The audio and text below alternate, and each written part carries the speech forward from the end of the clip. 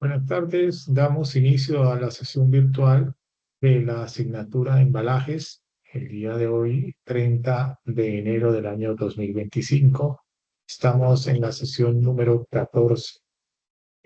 Vamos a dar una pequeña espera a que se incorporen los estudiantes inscritos en esta asignatura.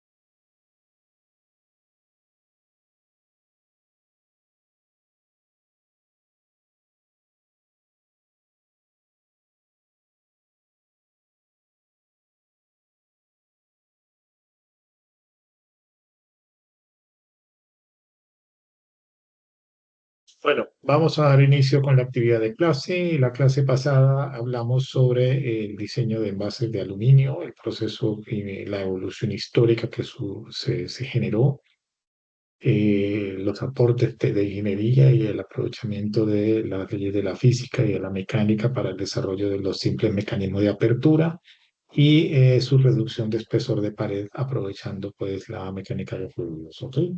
Bien, vamos ahora también hablamos, perdonan, de Sencamer, del Instituto de Calidad que regenta la calidad en Venezuela, donde están alojadas las normas Covenir, cómo evolucionó Covenina a Fondo Norma, y Fondo Norma, pues obviamente es la institución que gestiona las normas de diseño también de diferentes sectores de productos en Venezuela. Así que allí también podrán ustedes buscar normas para el diseño de envases de vidrio, metálicos, cartón, todo lo concerniente al sector del empaque en Venezuela. Así que bueno, esta información es para que la utilicen, para que estén al día cuando tengan en algún momento que incorporarse al mercado laboral y quizás tengan que ejercer la profesión dentro del sector del empaque, pues bueno, estos serán pues los organismos nacionales con los cuales van a tener que trabajar. Basta. Bien, vamos ahora a ver una información sobre envases metálicos, de envases de hojalata, un poco de historia y de contexto a través de un video que vamos a presentar en este momento. Bien, bueno, vamos a compartir pantalla y vamos a dar inicio a la actividad de clase del día de hoy.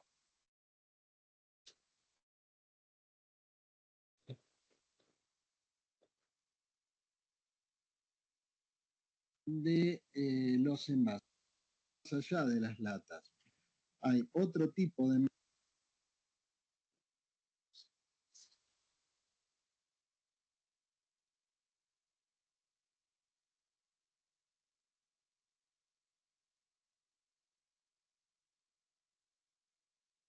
días, buenas tardes, buenas noches. Vamos a empezar con los envases metálicos. En este video vamos a desarrollar la primera parte del tema sobre uno de los envases metálicos más comunes, que es la lata de hojalata. Vamos a hacer una introducción general a envases metálicos. La presentación, que data también, como las anteriores, del año 2007 y se ha ido actualizando progresivamente hasta la que subimos ahora y seguramente lo seguirá siendo en cuatrimestres y años posteriores.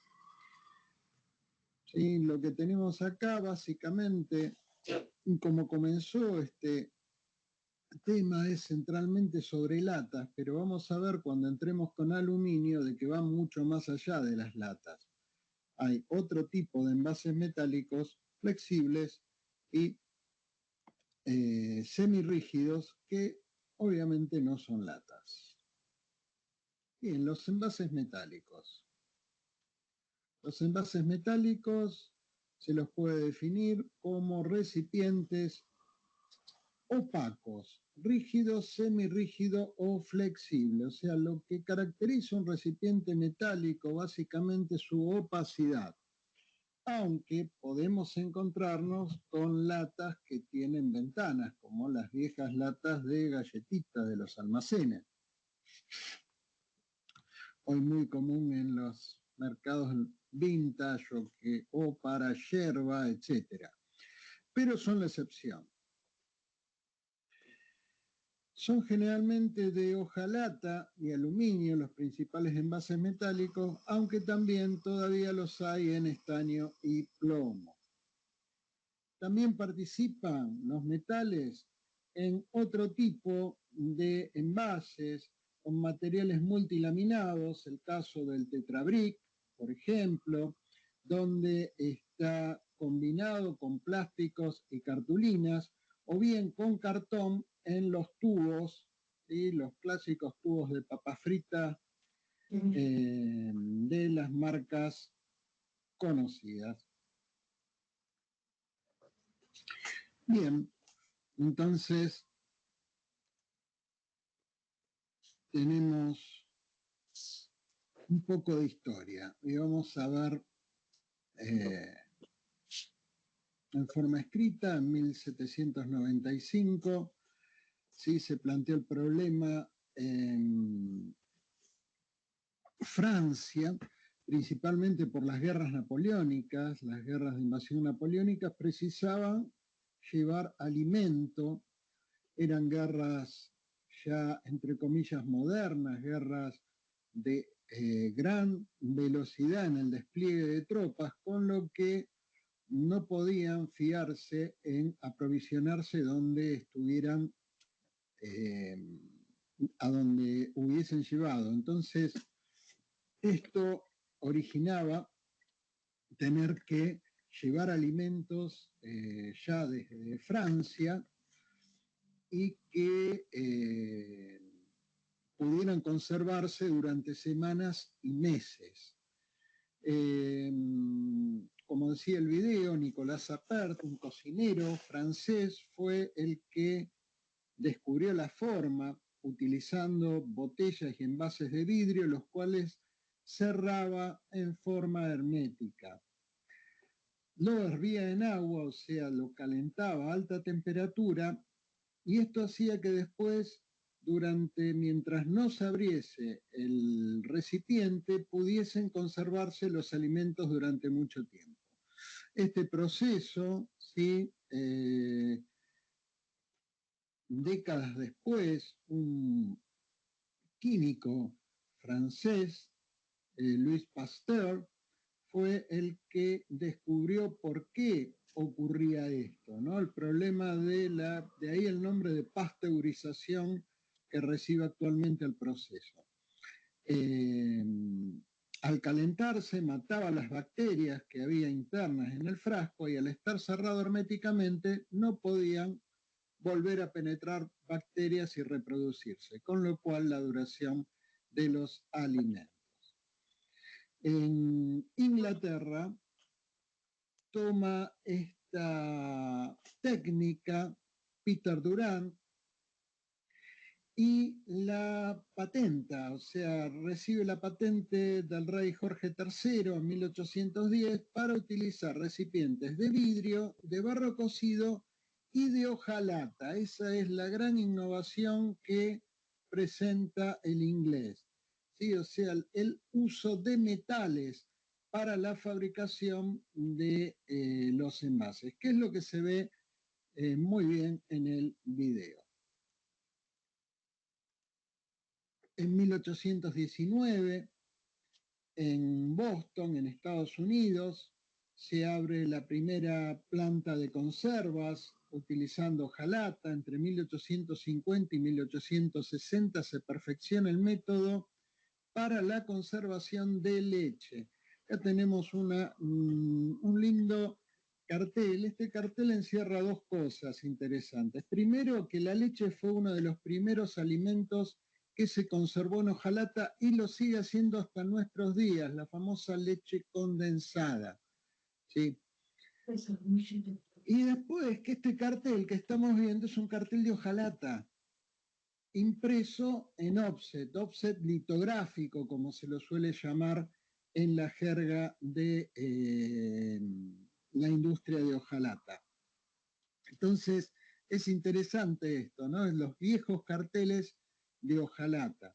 Recordemos que la impresión de la hojalata data del año 1875. El sistema offset se inventa para imprimir hojalata. La patente para imprimir papel fue posterior, recién de principios del siglo XX. En 1861, seguimos con la historia, se agrega, se produce un avance en cuanto al líquido que conserva los alimentos enlatados, ¿sí? El agregado de cloruro de calcio, bueno, una serie de mejoras que mejora el proceso y la conservación. También ayuda a acelerar los procesos de fabricación y envasado. Cosa que el campo de la mecánica, como siempre vimos, siglo XIX, ¿no? Todo tecnología 1, cuando hablamos de los sistemas, ¿sí? En el siglo XIX fue el siglo de la mecanización. El Vive Hydra Hialurónico. Luce tu mejor pelo con la rutina de hidratación número 1 del mundo, de L'Oréal Paris.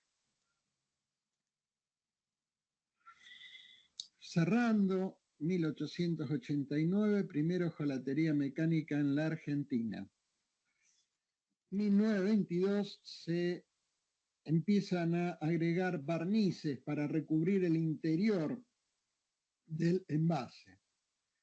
Y en los primeros tiempos de fabricación, podemos decir que un operario manualmente podía fabricar 10 latas de hojalata. En la actualidad, las máquinas sobrepasan las 1000 latas por minuto. O sea, es una industria realmente muy importante. Bien, esto es en cuanto entonces un poco de historia, complementando lo que vimos en el video. ¿Qué metales se utilizan para la fabricación de envases metálicos? O sea, estamos hablando de la hojalata, pero también hay otros metales que, que participan en los envases. La hojalata, por un lado, el aluminio, ¿sí? Que es la segunda parte de este tema, va a ser referida a los envases de aluminio. Y también lo que se llama la chapa negra o chapa galvanizada, que es la misma con la que se hacen los techos, pero también con las que se hacen los tambores, que ustedes ven, por ejemplo, en los lubricentros, los tambores esos de 200 litros de aceite, bueno, se hacen en chapa negra. También tenemos que tomar en cuenta lo que es tapa metálica, ¿no? Las famosas chapitas, las tapas de los frascos de vidrio. Y en cuanto a porcentajes, siempre digo, los porcentajes tómenlos con pinzas, no es para estudiar de memoria, son proporciones para ver qué cosa. Para ver que el 70% de los envases metálicos son de alimentos. Estamos incluyendo acá todo lo que son las bebidas, que son también que están hechas de aluminio. Un 20% se usan en cosmética y el 10% restante en envasar productos industriales. Bueno, nos vamos entonces a meter con la hojalata, ¿sí? El material con el que se fabrican y se fabricaban las clásicas latas de alimentos, principalmente, aunque vamos a ver que también otros productos muy comunes, incluso en nuestras casas, vienen en este material. Bien, ¿qué es la hojalata? La hojalata es una delgada lámina de acero dulce recubierto con una microscópica capa o película de estaño, aleación de plomo y estaño o cromo. Bueno, a ver, ¿qué es esto? Para el que ha hecho hojalatería alguna vez, no sé si hay alguno que en el colegio técnico haya hecho hojalatería, sabe que la hojalata se suelda con estaño, que es un material que se funde a muy baja temperatura. Entonces, esta es una de las grandes ventajas que la vimos ahí en el video, de las grandes ventajas de la hojalata, que es uniones, ¿sí? Son uniones soldadas a temperaturas de 200 y algo de grados centígrados. Ni hablar lo que son las temperaturas de fundición del acero, ¿sí? Que está por arriba de los 1000 grados, o del aluminio. En el caso entonces de la hojalata, esta película de estaño permite, entre otras cosas, ¿sí? Las uniones soldadas. Pero aparte de eso, y quizás la principal propiedad que tiene, es la de evitar que el acero, que es hierro y carbono, se oxide. ¿Sí? El hierro es un material cuyo óxido, o en realidad tiene dos óxidos, el óxido férrico y el óxido ferroso, son óxidos muy inestables y por eso se destruye por el óxido.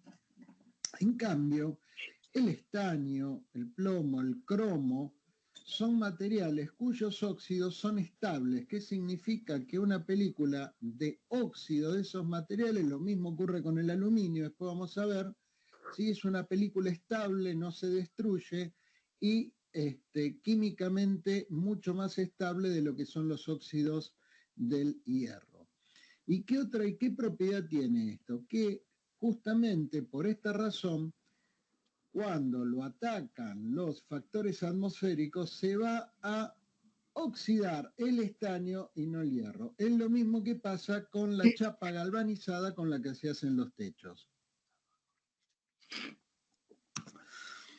Generalmente, sí, ustedes vieron la durabilidad que tienen esas chapas y son de hierro. En teoría deberían durar 1 o 2 años nomás a la lluvia, pero justamente la capa del galvanizado, incluso si está picado, que en ese caso es zinc, hace que sea mucho más resistente al óxido, a la oxidación. Y esto en el caso de las latas mucho más importante por sus contenidos. Entonces, esa resistencia a la corrosión es fundamental, ¿sí?, para la fabricación de después los envases de hojalata y también lo que es la unión mediante soldadura y la imprimibilidad que vamos a ver mediante offset litográfico. Como propiedades de los envases de la hojalata y los envases de hojalata son las resistencias mecánicas. Se pueden hacer envases que permiten envasar ya bien a presión o al vacío. A presión, aparte de alimentos, en realidad a presión que tenemos, y tenemos los aerosoles, por ejemplo, que contienen gases a presión. Estabilidad térmica. La estabilidad térmica es que no se degrada mediante el calor, salvo que estamos hablando temperaturas un poco arriba de los 100 grados, se resiste perfectamente sin ninguna alteración. Y esto también permitió, ¿no?, cuando dicen los soldados en la guerra consumían los alimentos de las latas, calentarlas directamente a los alimentos en la lata. ¿Sí? Eso justamente por esta propiedad que estamos viendo. Hermeticidad. Los envases de hojalata son herméticos porque el material es un material impermeable a los líquidos y a los gases. Y algo que comparte con todos los metales es su opacidad. ¿Sí? Los metales son los opacos y los envases metálicos son excelentes contra la acción de las radiaciones, ya sea de la luz visible o la luz solar y las radiaciones ultravioletas que puedan afectar los contenidos. Esto va a ser muy importante. Los envases de hojalata. ¿Qué otras propiedades tienen? Calidad magnética. O sea, el hierro es magnético, es atraído por imán. ¿Para qué sirve esto? Y esto sirve para el reciclaje del material, o sea, para que todos los elementos, o sea, los envases de hojalatas puedan reciclarse, aunque estén todos mezclados en la basura. Hay que poner encima un imán y el imán va a atraer a todo lo que sea material ferromagnético, en este caso la hojalata. Integridad química, tiene una mínima interacción química con sus contenidos. Principalmente estamos hablando del envase en sí, no de la hojalata en particular, porque está separado del contenido, ya sea por una capa de barniz o laca y o también una capa de aceite orgánico en el caso de los alimentos. Imprimibilidad, dijimos, es perfectamente imprimible en offset litográfico. Este término litográfico es muy común en este rubro, en el rubro de la hojalata. Digo, por eso lo nombro. En general nosotros hablamos de offset convencional y de offset seco. En este caso sí se acostumbra a hablar de offset litográfico, con imágenes y medios tonos a todo color. ¿Sí? Y esto es, como decíamos, muy antiguo, fines del siglo XIX, la impresión en hojalata. Versatilidad. Permite construir envases en gran material, en gran variedad de tamaños. ¿Sí? Hablamos de tambores o hablamos de envases muy grandes, pero también podemos hablar de envases extremadamente pequeños. Por ejemplo, los dedales de azafrán, ¿sí? Son los envases más pequeños construidos en hojalata. Y una elevada velocidad de fabricación. Esto es muy importante. ¿Por qué? Porque en lo que es la cadena del envase, en una empresa ¿sí? que se dedique a productos envasados en latas, si las velocidades de fabricación no fueran grandes, tendrían que tener almacenes con una gran cantidad de latas que pudiera abastecer al enlatado si aumenta rápidamente, por ejemplo, la demanda de productos. En cambio, al ser muy rápida la velocidad de fabricación, por más que yo tenga poco stock de envases, rápidamente puedo reponerlo. Y esto produce un ahorro muy grande en lo que son los costos de la empresa. Porque tengo que asignar mucho menos espacio a almacenamiento de lata.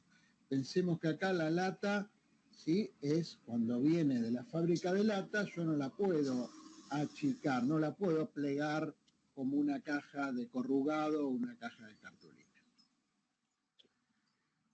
Bien, propiedades de la lata, algunas sí, la reactividad química y electroquímica. Como vimos es metal, ¿no? Y los metales tienen esta particularidad. Esto hace que se oxide y sufre corrosión electroquímica. O sea que esto y estos procesos electroquímicos se pueden dar muy fácilmente en los medios de almacenaje de los productos. Pesos específicos altos. Si bien es más liviano que el vidrio, principalmente los envases de hojalata son más livianos que los envases de vidrio, en ese sentido tiene una gran ventaja, pero el peso específico del hierro es de 7,8 frente a 2,7 del aluminio y a menos de 1 que tienen los plásticos. O sea, en ese sentido, peso alto, o sea, mayor peso, mayor energía de transporte, ¿sí? Empleada, y mayor energía, más costo.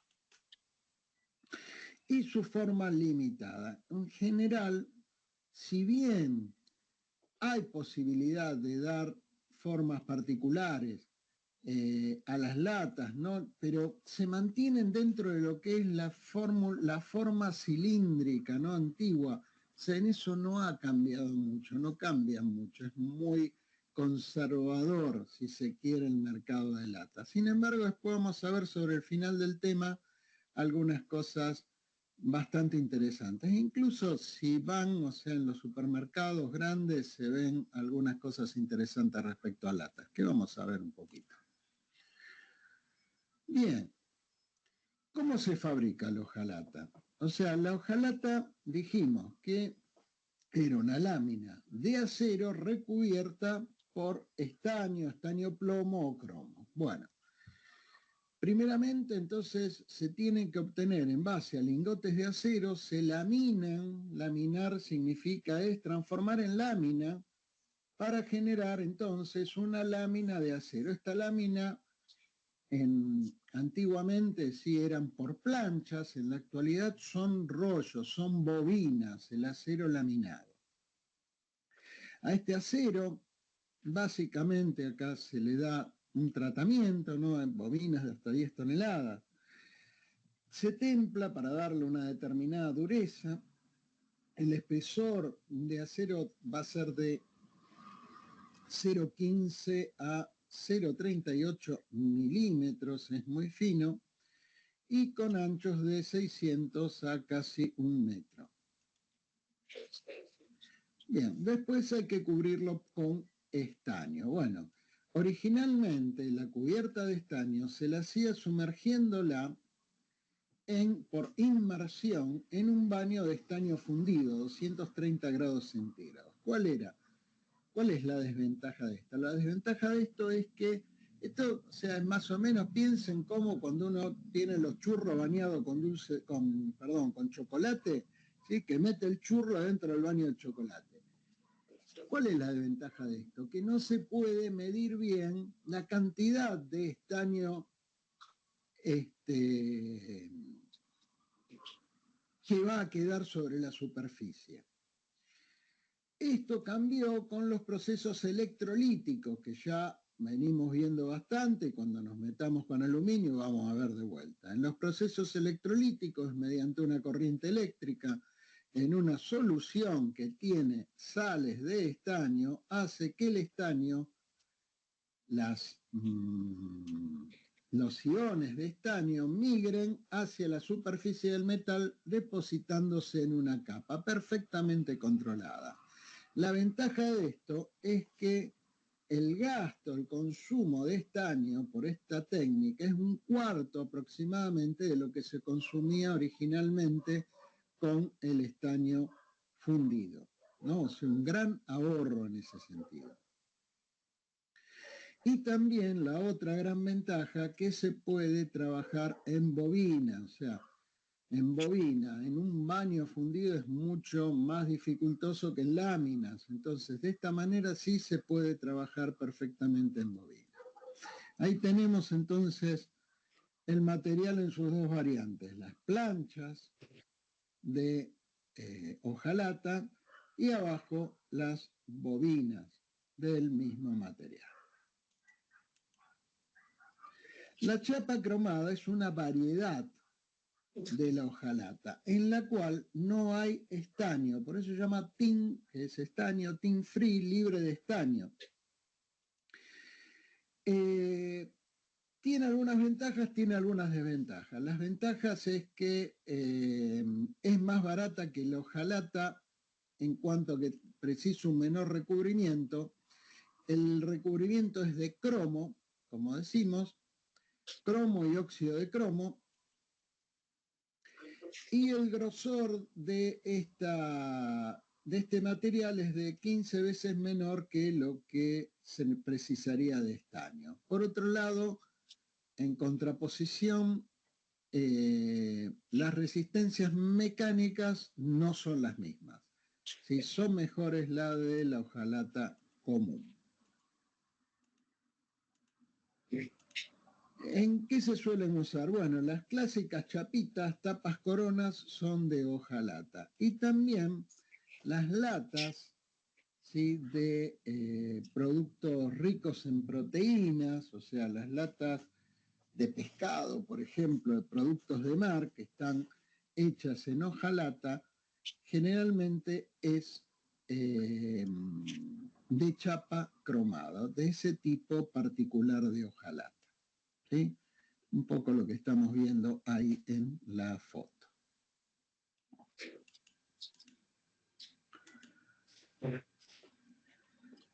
Bien, vamos a clasificar un poco las latas de hojalata. ¿Sí? En general el nombre genérico es lata. Ahora, técnicamente, como pasaba con el vidrio, ¿no? Donde lo que nosotros llamamos comúnmente frasco, tarro, acá ocurre algo parecido. Lata, en general, es la que no tiene sección cuadrada. ¿Sí?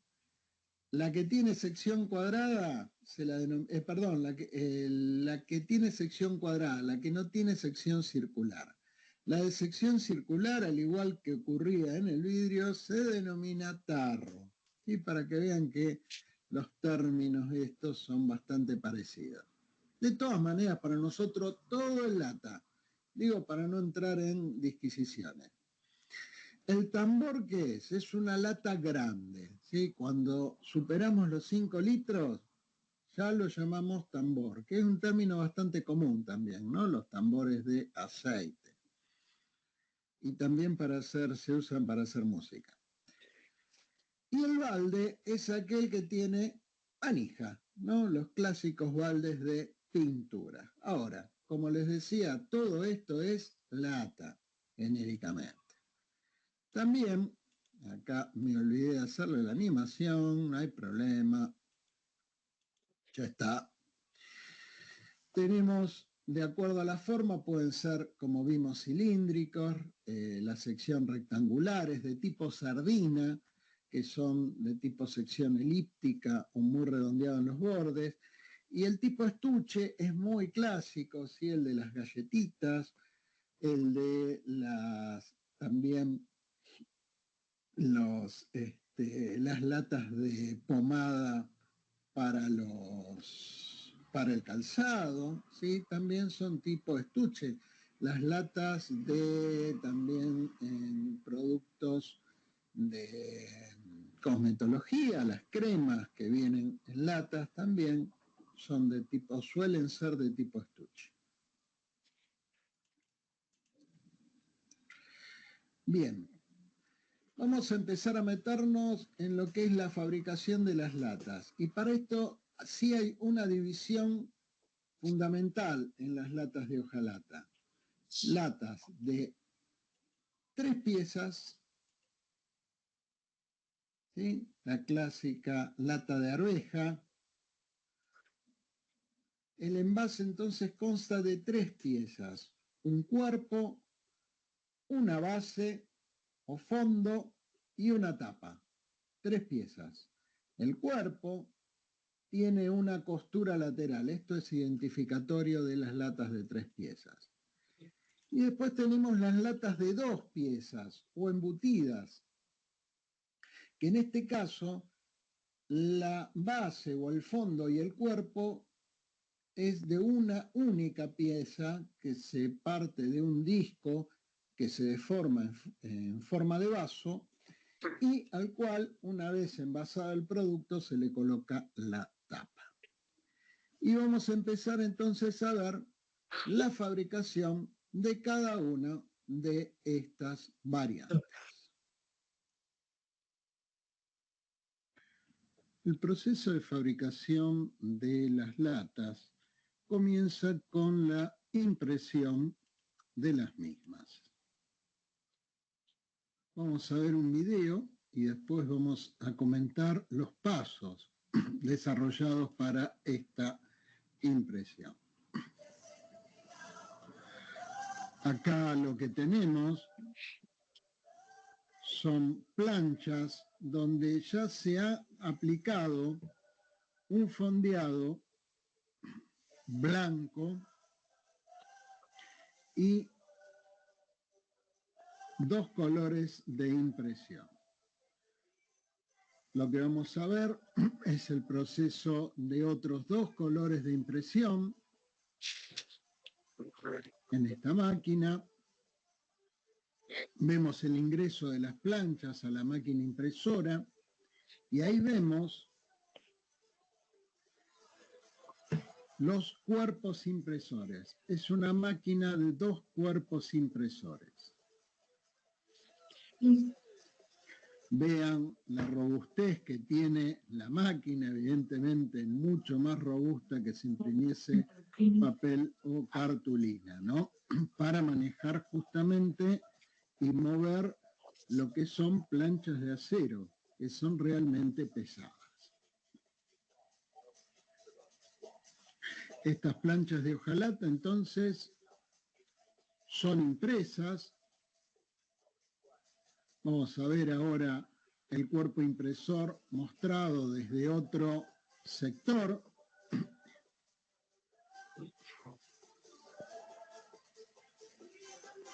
Ahí vemos, ahí podemos apreciar la plancha y la mantilla abajo. Sistema offset convencional. Y acá entonces sale la impresión ya con 4 colores. Si todavía no adivinaron lo que es, ahí está el producto terminado. son pilas. Es importante ahora lo que vamos a ver. Este es un cuerpo al barniz que se le aplica encima de los colores para su protección, y el secado es mediante calor en un horno. Ahí están entrando las planchas al horno de secado. Para aprovechar mejor el horno, ustedes ven cómo se van tomando las planchas y van a entrar verticales dentro del horno. Entonces se puede aprovechar mucho mejor el espacio del horno y mantener las mismas más tiempo adentro. Como vimos en el video, la impresión se realiza sobre las planchas previo a la fabricación del envase. Con pasos tradicionales de esta impresión, primeramente el pliego se barniza del lado donde va a ser la impresión. Este barniz va a permitir la aplicación de un fondo blanco, de un coating, de un fondeado blanco, sobre el cual se aplica nuevamente otra capa de barniz, y esto va a horno, o sea, se hornea para que puedan secar estos elementos. Sobre esto se aplican los colores, ¿sí?, de impresión a 133, 175 líneas por pulgada, que es más o menos lo que imprime el offset sobre papel, o sea que la resolución de impresión es muy buena. Después de la aplicación de los colores, nueva capa de barniz, como se vio en el video, previo a la entrada del horno para secado de las tintas por calor, ¿sí? Esto es lo que tenemos, por ejemplo, en esta lata de aceite de oliva. Si vemos, todos los colores que tenemos acá están, si no tuviera la capa de blanco, se verían metalizados. ¿Qué es lo que se está empezando a hacer en la actualidad? O sea, poder combinar imágenes metalizadas con imágenes no metalizadas. El color metalizado no lo da, de hecho, la tinta, sino el fondo metal. Y como vemos en esta lata, también de aceite de oliva de otra marca, vemos la parte superior, ¿sí?, que es de un amarillo metalizado. Esto significa que se imprimió con amarillo directamente sobre el metal. O sea, acá el blanco ya no fue un fondeado, sino un color más de impresión, ¿no? Vean el amarillo que tenemos abajo, no es para nada metalizado porque está aplicado sobre la capa de blanco. Bien, entonces se imprime, esto vale tanto para las latas de 2 piezas como para las de 3 piezas. Hola, soy Luis Zaera y mi tierra Galicia está en peligro. La multinacional Altri está tratando de poner en marcha una enorme fábrica de... Y vamos a la fabricación de las latas de 3 piezas. Para esto vamos a comenzar con un video y después vamos a desglosar el paso a paso.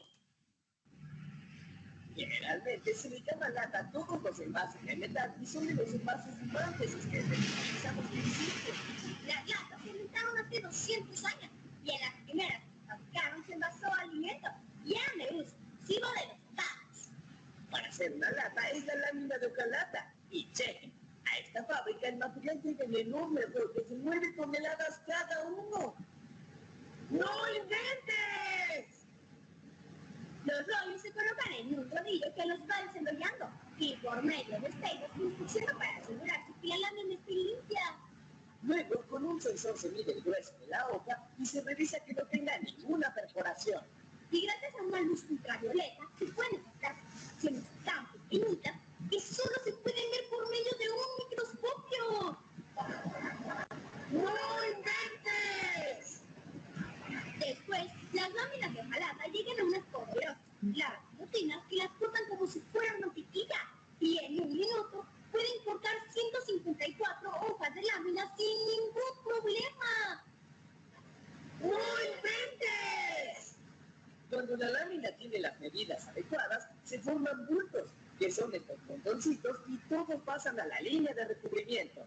Ahí, por medio de unos rodillos, la superficie de las piezas de lámina se cubre con una laca que está hecha de materiales súper especiales que se conocen como de grado alimenticio, lo que quiere decir que no son tóxicos y no perjudican la salud. Gracias a esta laca se impide el contacto de los alimentos con el metal, evitando que se modifique el sabor o que se contamine. Las láminas laqueadas pasan a un horno, donde la laca se cuece. Luego se aplica una segunda capa de laca y nuevamente pasa al horno, el cual tiene una temperatura de 200 grados. ¡No inventes! Ahora las láminas pasan por un largo túnel donde se elimina cualquier tipo de humedad. Algunas de las latas de esta fábrica salen con todo el nombre de la marca que utilizará, y para eso las láminas son enviadas al área de litografiado.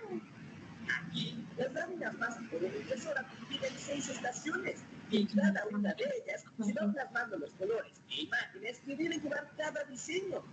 Hasta ahora prácticamente solo se ha preparado la lámina. Pero ahora llegó el momento de que se conviertan en una auténtica lata. Así que vamos a la línea de fabricación.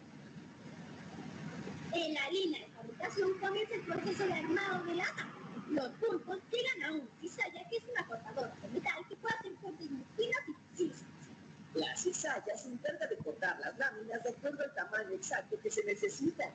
Después, otra máquina toma las láminas una por una y les hace el engargolado, es decir, que curva la hoja. Casi al mismo tiempo, una soldadora une los extremos del aluminio y se forma un cilindro perfecto. Y en tan solo un minuto se hacen 700 cilindros. ¡No inventes! La soldadura se barniza para aislarla y evitar que pueda generar algún tipo de contaminación. Y se meten a hornear para que el barniz se pique perfectamente. ¡Ay, a la calle hace falta algo muy importante! Sí, la tapa, para que no se le salgan las cosas. Para poner las tapas, los cilindros pasan por 3 carruseles. En el primero, la máquina le hace una curvatura en el borde. En el segundo se pone la tapa. Y en el último carrusel, la máquina pone una grapa para fijar la tapa. Ahora sí, la lata ya está armada y lista para envasar. Y para asegurarse que cada una de las latas sea perfecta, se le hace una super prueba de presión. Y para eso se le inyecta aire con tanta presión que se podrían levantar 800 kilos de peso. ¡No inventes! Gracias a esto se puede detectar cualquier fuga por microscópica que sea. También se hace una prueba de envejecimiento para que se pueda calcular el tipo de vida que tendrá la lata. Y se calcula que cada una de estas latas tiene un promedio de vida de 30 años. ¡No inventes! Finalmente, viajan con una banda donde se van acomodando automáticamente formando enormes pilas. Se envuelven en plástico y listo. La llevan al almacén. Y cheque este dato, en esta fábrica, en una hora, se hacen 42,000 latas. Y en un día, 1 millón de latas, todas 100% reciclables. ¡No inventes! Así, gracias al trabajo de mucha gente y de estas maravillosas máquinas, se fabrican latas y latas que muy pronto contendrán todo tipo de alimentos y gallinas. Bueno, vimos entonces la fabricación de las latas. Podemos ver entonces que comienza por el troquelado, o sea, se cortan una vez impresa la lata. En realidad acá hay un agregado interesante, ¿sí? Que es la aplicación de la laca o el barniz interior, que es el recubrimiento que tiene para aislar la lata del contenido. Esto es importante porque ahora se está haciendo de esta manera, antes se hacía por rociado, después lo vamos a ver al final del PowerPoint. Pero está interesante explicado en el video. Una vez impresa la lata, que ustedes vieron ahí, la impresión eran con tintas UV, se veían los hornos de secado de los colores, ¿sí? Por ultravioleta. Se cortan los rectángulos correspondientes y se le da la forma redondeada, ¿sí? Presentando los bordes para ser unidos. Esto tiene un error, el video que dice engargolado. En realidad el engargolado es la colocación, dar forma al borde para colocar la tapa, lo que vemos acá en este esquema que tenemos ahí, ¿no? Como se hace una especie de repulgue, después lo vamos a ver un poquito más preciso, que es lo que aplica el fondo de la lata o posteriormente la tapa en las latas de 3 piezas. La unión o costura lateral que une los bordes, ¿sí?, es por medio de soldadura o por medio de un sellador. En ambos casos hay que hacer una protección de la costura. ¿Por qué? Porque en esta parte, ya sea por la aplicación de la soldadura del sellador, no ha habido una laca protectora. Y en el video dice protectora contra, digamos, protectora de los alimentos o del contenido, que es importante, pero también protectora desde el punto de vista del exterior para que no se oxide el metal en esa zona. Después la aplicación del fondo mediante el pestañeado y remachado. Esta tapa, entonces, la tapa en realidad va a ser colocada al momento de envasar los productos.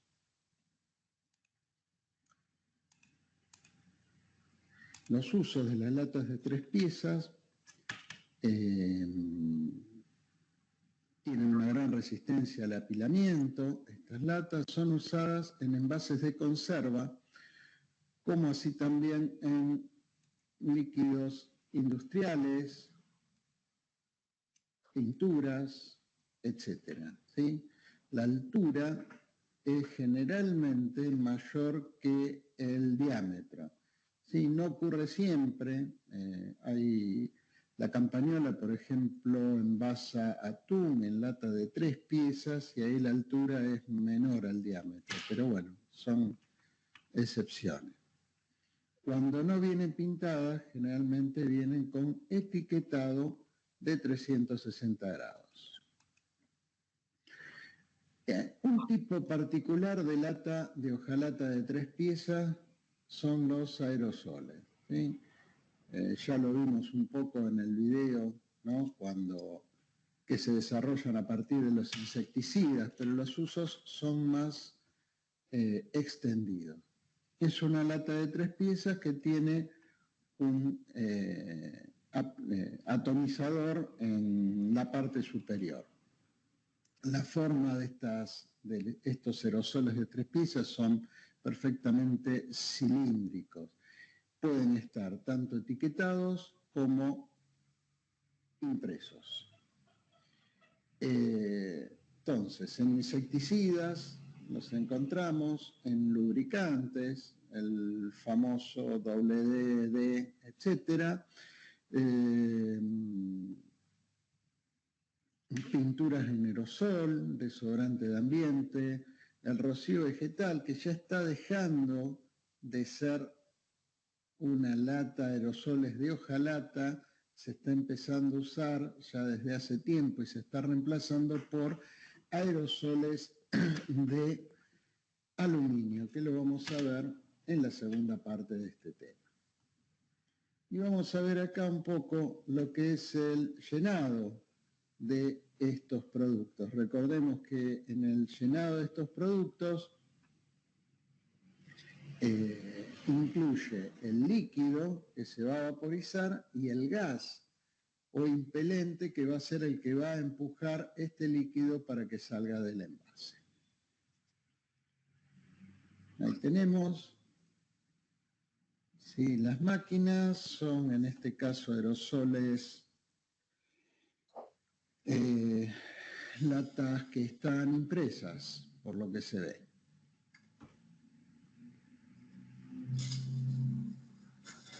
Se llena de líquido,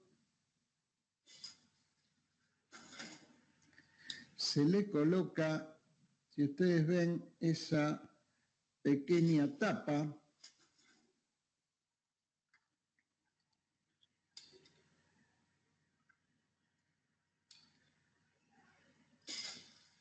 se cierra, o sea, al aplicarse esa tapa, ¿sí? Se hace un cierre hermético y a su vez por el tubito de plástico se inyecta el gas propelente. O sea, es bastante sencillo.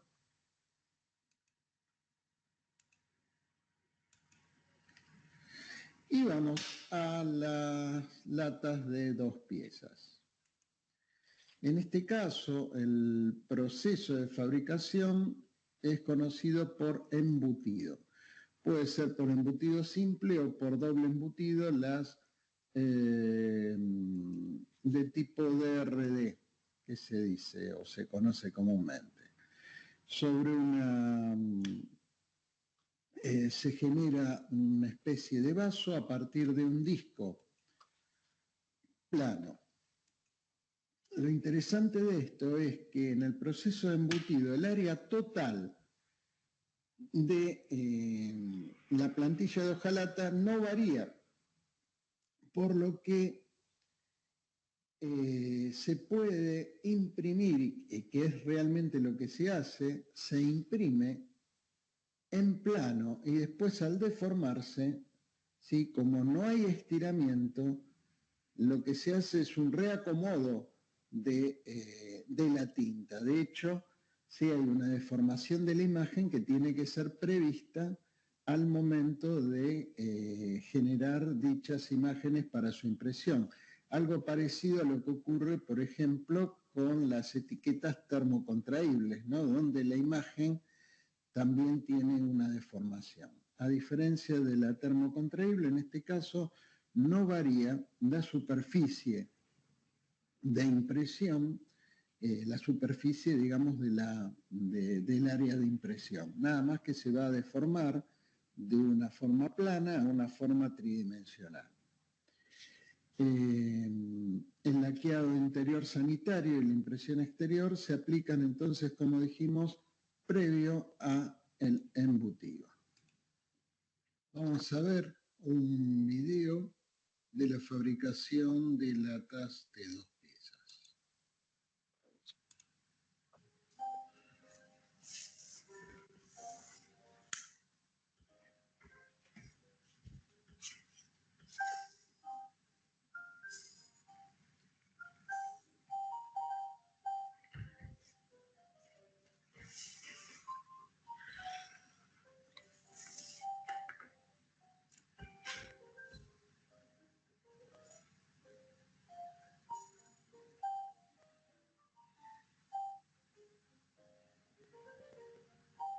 Parece que van a tener un paciente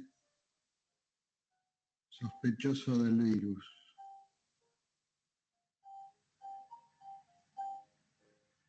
El grado de cuidados.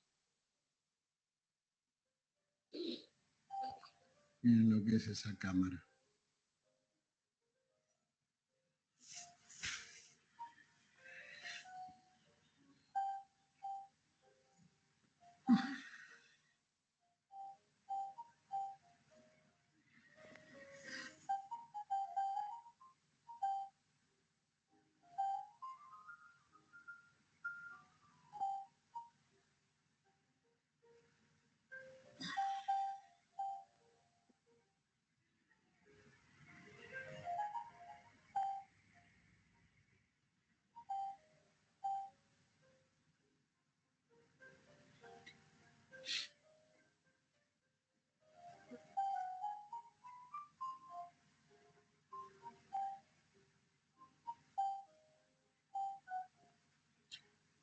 La plancha entonces llevada a la máquina que va a embutir y cortar en un mismo proceso los distintos envases.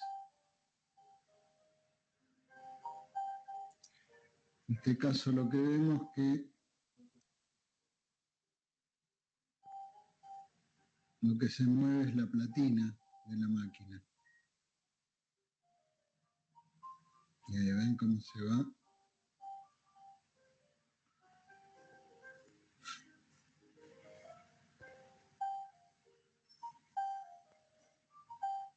Y ahí salen los envases ya embutidos.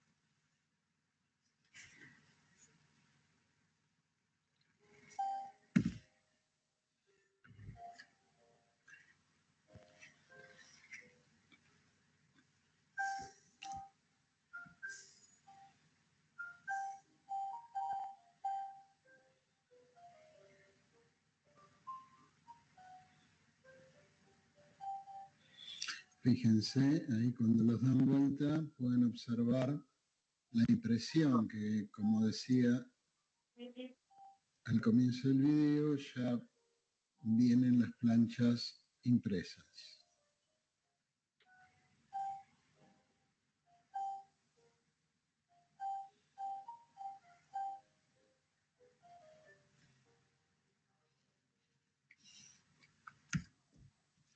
Muy bien, vamos avanzando.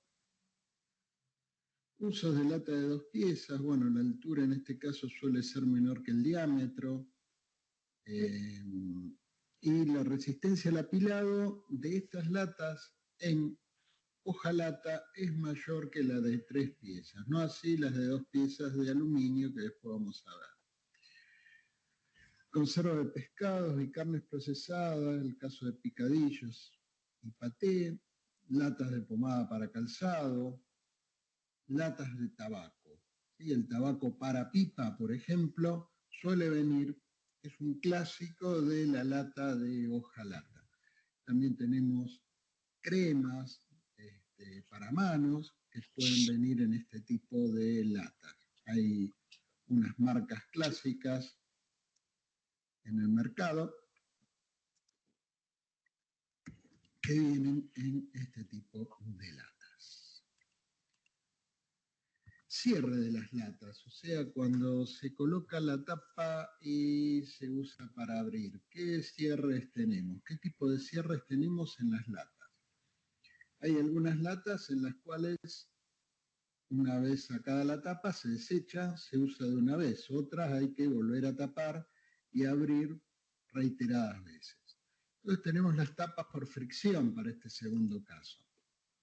¿Sí? Tipo clásica, la de la lata de pintura, ¿no? Los tarros de pintura que para abrirlo precisamos algún elemento, un destornillador, algo para hacer palanca, ¿sí? Para poder entonces abrirla. Después tenemos tapas de cierre roscados, como las que vemos ahí, de cuello roscado. El clásico engargolado, en realidad lo que se rompe, hay que romperla para poder abrirla, ¿no? La clásica lata de conserva. Y vamos a ver un poco cómo se coloca el engargolado. Entonces, vamos a trabajar con el envase pequeño, por lo que vamos a poner el suplemento de altura en la máquina. Lo ponemos. Ok, ponemos nuestra lata supuestamente con el dulce de leche en su interior. Ajá, el operador va a fijar lo que es el tapón y el sellado se va a hacer el siguiente. Primero vamos a subir la lata. Subimos la lata, ok, y posteriormente hacemos girar el cabezal y vamos a proceder a lo que es el sellado. En primera instancia vamos a empezar por el lado derecho del operador y lo que hace es hacer un doblez previo, ¿ok? Entonces le vamos a empezar a ejercer presión con la palanca y vamos a notar que se va a empezar a hacer redondo el borde, ¿no? Se va a empezar a curvar.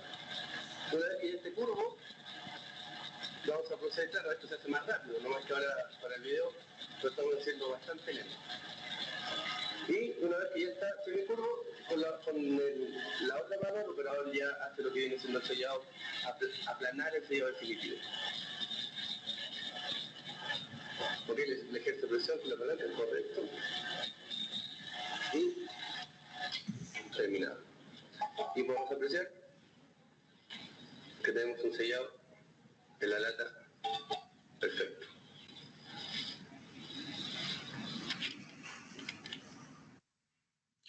¿No vieron entonces cómo es este cierre? ¿No? Es una especie de, o sea, se llama pestañeado y remallado, lo que es una especie de repulgue de empanada, si lo quieren, ¿sí? O sea, se dobla el metal de la tapa contra el metal del borde de la lata, ¿sí? Y se lo aprieta y se hace un cierre perfectamente hermético. ¿Esto por qué? Por el estaño que tiene la hojalata, ¿sí? Que es un metal blando y entonces hace que se acomode perfectamente y no deje fugas. Bien. Otro tipo de cierre son con tapón, ¿no? Clásico, por ejemplo, en las latas de aceite. Las latas de aceite, también las latas de ciertos solventes o limpiadores suelen tener estos tapones. En las que no tienen tapón, en las de aceite, sí, generalmente se le tiene que hacer una apertura con alguna cuchilla o algo punzante para que pueda salir el líquido. El clásico de viejas épocas. Hoy día todas vienen con este tipo de tapón.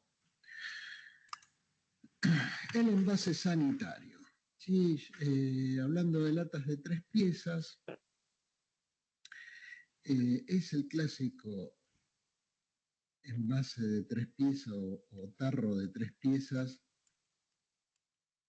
de, ¿cómo es? De alimentos, ¿no? Tiene interiormente un barniz sanitario, se lo llama, que es no tóxico y que va a proteger al producto del contacto con el metal. Un acordonado es esa forma particular que tiene, que lo que hace es dar resistencia al colapsado de la lata y también a las abolladuras. El cierre de la lata es hermético y es gargolado o engargolado. Hablamos de las lacas de barnices internos, ¿sí? Evitan el contacto del producto con el metal. La aplicación puede ser por spray, pero también ya vimos que se puede hacer sobre la plancha de hojalata previo a la fabricación de la misma. Estas lacas tienen que no ser tóxicas, no deben afectar ni el color ni el sabor del producto, no tienen que resquebrajarse durante el armado de la lata, ni tampoco saltarse o desprenderse cuando hay golpes.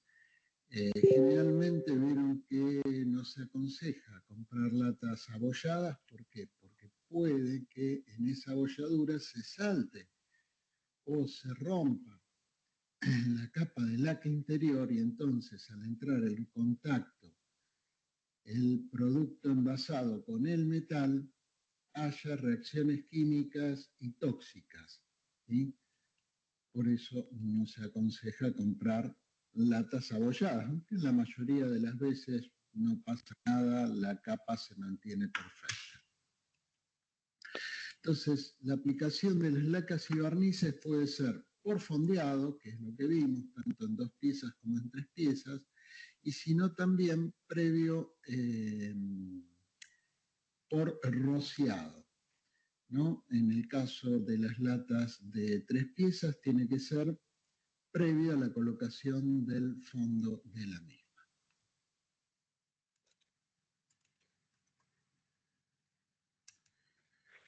El proceso de envasado, este video, ahí tienen, les dejo unos segundos el link de video, después va a ir un PDF donde lo pueden ver perfectamente, pero si quieren ir adelantándose pueden copiar este link en el ordenador y pueden en internet y pueden ver el video. No lo vamos a ver en esta presentación. Bien, entonces acá tenemos ejemplos de envases de hojalata. Lo que les contaba de envases de 2 piezas, ¿no? De cremas típicas. Y con tapa a fricción. También con tapa a fricción, ahí tenemos algunos elementos. Me olvidaba, ¿no? Por ejemplo, el cemento de contacto suele venir en este tipo de latas. Y ahí también tenemos elementos, también latas ahora que son ya no redondas, de sección rectangular. Realmente se usa mucho en lo que es la línea solventes, la línea químicos.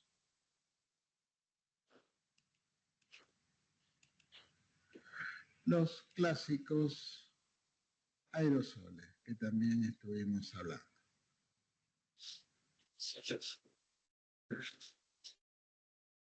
Bueno, y hoy fue una clase bastante extensa, 1 hora, pues, de esta clase de hojalata dada por este especialista de Argentina.